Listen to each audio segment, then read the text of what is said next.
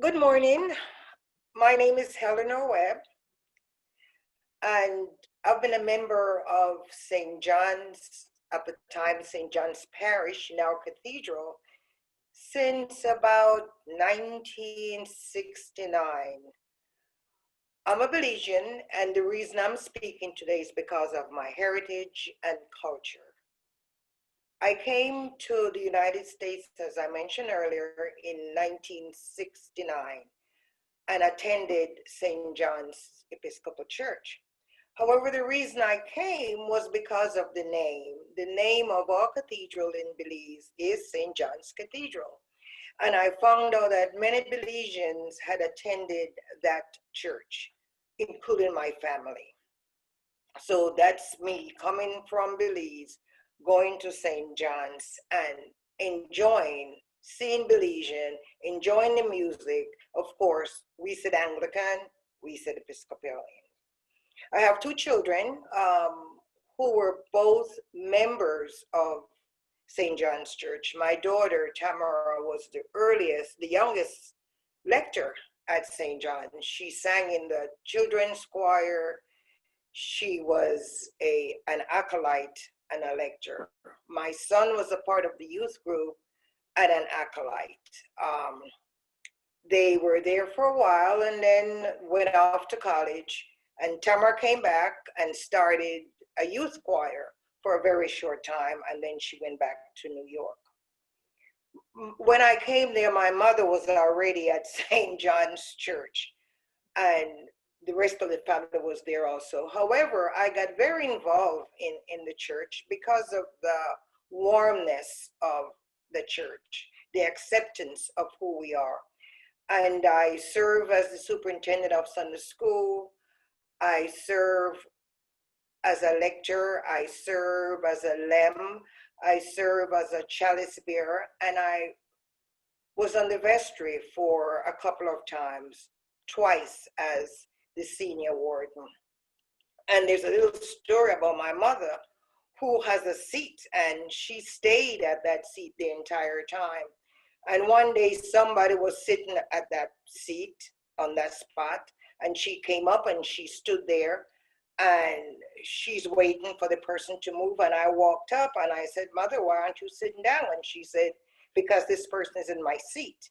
And I said, "Mother, that's terrible. I'm the senior warden of this parish. How is that going to look for you to have a visitor to move?" And she said, "I'm not the senior warden. You are."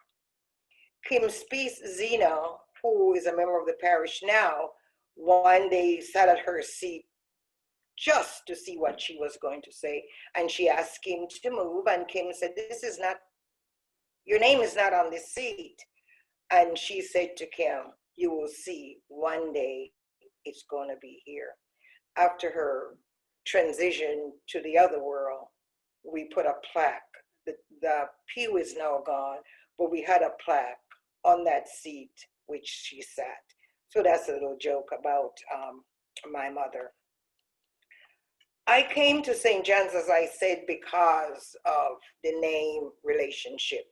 But when I got there, I felt like I needed to be more involved in the church, to do things in the church, and I was quite involved.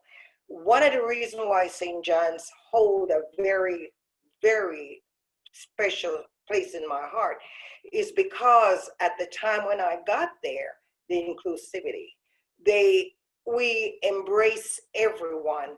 The very first, maybe one of the first same-sex union, the blessing of the same-sex union, I was very involved in that relationship. As a matter of fact, I was the lecturer. Another one, I was the crucifer.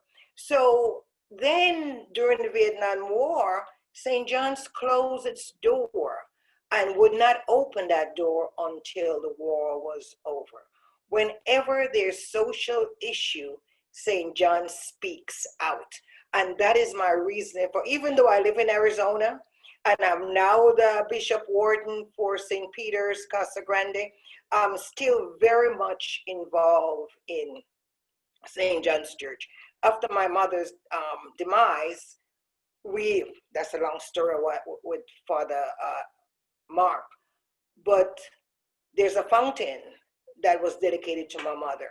And because of that, a baptismal font, I brought my grandbaby with the permission of Father Dan, speaking to the vicar here in St. Peter's, to baptize or christen my grandbaby Imara at St. John's Church, which was a big deal for me and the family. About maybe, I don't know how long later, my granddaughter said to me, we're going to St. John's, and my granddaughter said, Grammy, who is the man? I want to meet the man who put me in the rocks. And I'm thinking, what is she talking about?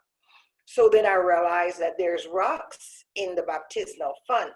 So I took Imara to go meet Father Dan, and she said to Father Dan, Father Dan said, I'm the man who put you in the rocks. And she said, well, I want you to know that I've been baptized once and I cannot be baptized again. No, she was about 3 years old.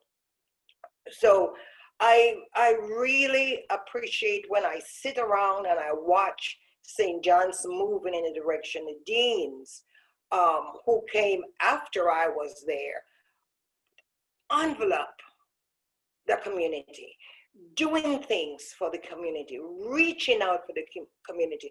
I was not more proud than when Father Dan and Father Mark stepped out in front of that beautiful cathedral with the Bible in their hand after the president had done what he did. I thought, this is the place that I want to be, that I always will be a part of. So even though I don't live there, and I really miss the community when I go back, because each time I go back to Los Angeles, the church that I attend is St. John's. And I contribute to St. John's. I do what I need for St. John's because that is my home. That is my church. And I believe that if we continue in the mid, and I say we because I feel like I'm really attached and a part of that community. Belizean Sunday, where we celebrate our culture in September for the Battle of St. George's Key Day and for Independence Day, is something that has been going on. And again, St. John's enveloped the culture of the Hispanics, the Chinese, whomever, the gay and lesbian group. We are there to tell people, to let people know that, hey, our arms are open as Jesus did when he stretched his arms out on the cross for us. And our arms are always open to welcome any and everyone who seeks or who don't even know what they're seeking for. Come to us, come to St. John's. St. John's will always be my home. It will always be my church. And I'm very thankful for the job that's being done at St. John's Cathedral. May God bless you. May God bless America. And happy Belizean Day. Thank you.